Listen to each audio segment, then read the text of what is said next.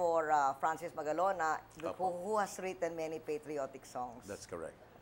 Ma'am, dumako naman tayo sa iba pang aspeto ng ating interview. Gusto ko pag-usapan din natin yung tungkol dun sa CLEEP, kung tawagin. CLEEP. CLEEP, Comprehensive Livelihood and Emergency Employment Programs, CLEEP. So, that's a segue ito. That's correct. Kasi itang 1.5%, at aliwa pang savings. That should go into this CLEEP program. Kasi iba't ibang mga government agencies, no? Ang tulong-tulong. Kasi kailangan magbawas ng budget ng MOE 1.5%. So ilangan atin savings bangkanita makakontribute langan king kikatang CLEEP program. Emergency Employment Program. So nano ing objective ning CLEEP program. We want to protect the most vulnerable sectors, the makalulu, the hungry, karing magbalik overseas Filipino workers, karing export workers ng export industry may walang trabaho, karing out of school youth, and the others who will experience or are experiencing a reduction in income uli na ng global economic crisis tamo. All right, we will talk more details plus yung one town, one product when we come back. All right, balik tayo sa ating panayaman, sa ating mahal na Pangulo, Gloria Macapagal-Arroyo. Ma'am, kanina bago tayo nagkaroon ng mga reminders, yung tungkol dito sa pinag-uusapan po natin ang translation nito ay mapapakinabangan at mararamdaman ng ating mga kababayan, especially the marginalized sector, tapos yung mga regular na empleyado. Lalo na yung 39,000 na nabilang na nating nawala ng trabaho dahil sa global economic crisis, mostly export-oriented industries. At itong 39,000, salamat na lang sa Panginoon na 39,000 lang. Kasi kung pag-uusapan mo yung ibang bansa, mas malaki. Milyon-milyon ang pinag-uusapan. Sabay-sabay pa. At least itong 39,000, meron tayong lista, may pangalan, may address, may company kung saan sila nawalaan ng trabaho. So, sila ang gusto kong talaga maging beneficiaries nitong ating jobs fair this June 12. At dito po sa amin, kamukha ng Department of Public Works and Highways, napaka-successful nung kanilang mga ginanap ng mga job fairs.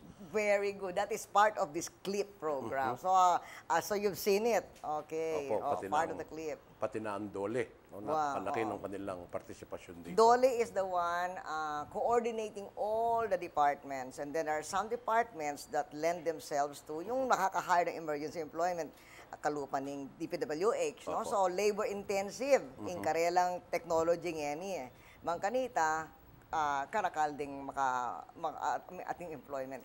Pati po yung mga taga Department of Trade and Industry, ma'am. Yes. Napaka-successful ng kanilang one town, one product. Yes, that's part of the livelihood. Eto nga, nakita natin, no?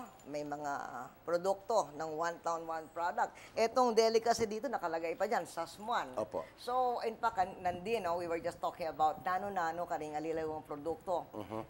Ding alilawang balengketi. So, for instance, in Betis, kilala ng king furniture. World class. At keti naman king Clark, then call centers, ang aliwang factory. And then of course the industries or the services that cater to these factories and these call centers. At keti king San Fernando. It's a very industrialized area, no? So masipag yung Mayor Ocar Rodriguez. That is the testimony of Teletech. That's the testimony of Teletech. And so that's investor-friendly po, pating Angeles. And in fact, Teletech is the biggest call center in the world and the fastest growing, and they have all praises for San Fernando City. So ma'am, anong panawagan ninyo? Particular, well, gusto ko rin isama nyo kami, yung sector natin sa media, tungkol doon sa programa ng ating gobyerno. Kailangan, belt tightening. Yeah, okay. On the part of the government, belt tightening kailangan. On the part naman of the people, volunteerism. nung sana makasaop karing aliliwang proyekto. For instance, like our jobs fair, if the private sector can help to organize the jobs fair or the volunteerism.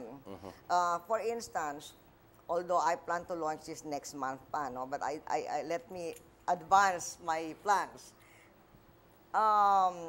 Kasi, dating na yung summer, dating na yung end of school. That's correct. At siyempre, karakal ding kayanakan, Opo. nga alapang trabaho. So, nanong kailangan we have to have some activity that can give them some income. So, we can get them as volunteers. Ngeni, atintang ngeni oyster.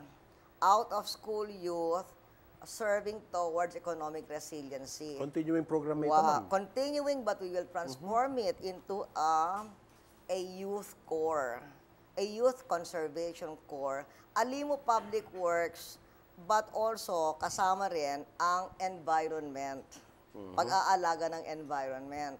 So we want to have our young people, well, they can help in the maintenance of the road as we have been having them do.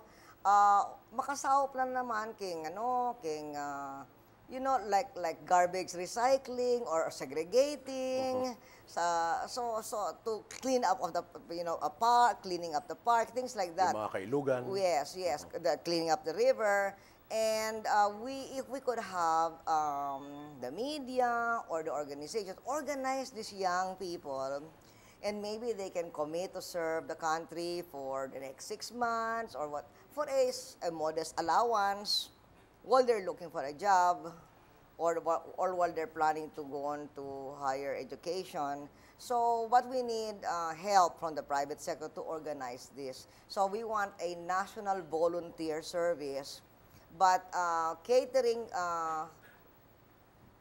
concentrating on the young. From age 18 to 24. But we would need media, the business sector, the Kiwanis, the Rotary, to organize them. And maybe to help out in the modest allowance. Kasi po pagka sabi-sabeta mo, misaw-saw, Yapin. I'm sure masanting yung maging resulta na po. Yes. Ma'am, malapit na yung birthday nyo. Advance happy Thank birthday. Thank you. Very. Pwede bong i-advance nyo na rin yung birthday wish nyo para sa ating mga kabalen at para sa ating bansa. Siyempre, para karingge katang balenggeti ping Pampanga. Opo. Well, sana tuloy-tuloy karing plano tamo para king katang probinsya, the center of the Luzon Urban Beltway, the center of our cyber corridor, the center of our competitive Subic-Clark Service and Logistics Center, so that it will continue to be a very, very prosperous province. At para king kabilugang bansa, of course, that we will be resilient through this economic crisis and be on our way sustainably to becoming first world in 20 years. Ma'am, dakala salamat kaya kang pamamuntagin kaya katalalawigan at sana mas madalas ka pang magpasyal. Salamat, Perry. Thank you. Maraming salamat po sa inyong pagantabay at si Mahal na Pangulo ay pinapasalamatan ng tuloy-tuluyan. Nakita ko si Congressman Dong Gonzales, napakasipag Thank you, na Dong, itong for always supporting me nagtatrabaho, in Kongreso, si Mayor which I Oka need so Rodriguez, much of. Yes. Ito yung mga And masisipag. we've already praised Oka earlier. That's correct, opo. So, ma'am, dakala salamat kaya kang pamamasyal, kaya kaya kalalawigan. Salamat naman, Perry. Mabuhay kayo and good health. Thank you.